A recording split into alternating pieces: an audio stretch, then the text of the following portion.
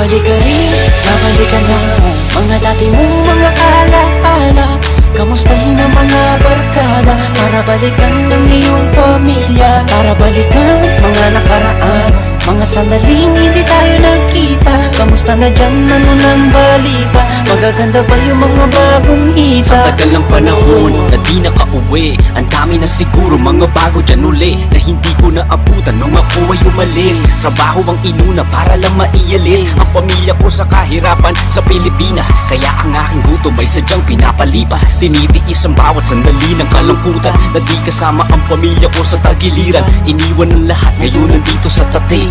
Araw-araw puro trabaho sabay uwi, nakalimutan ko na kasi yatang umiti. Pasko na naman dito, malungkot parang sawi, mga pasalubong na naging palamuti. Inaasahan ko sana ngayon makauwi, para madama ang kasiyahan ko uli. Pilipinas, padating na ako dyan uli. Babalik ka rin, babalik ka na.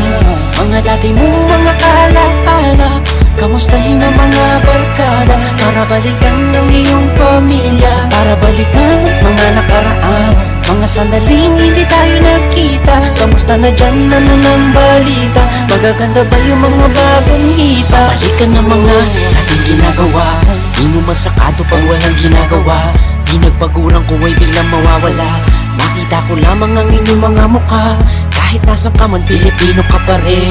Kahit na mahilig ka pa sa mga itim, kahit na kasama mo na ngayon ay puti, Pilipino ka pa rin, bakit sa iyong itim? Dahil Pilipino ka, hati kay pangu pa rin.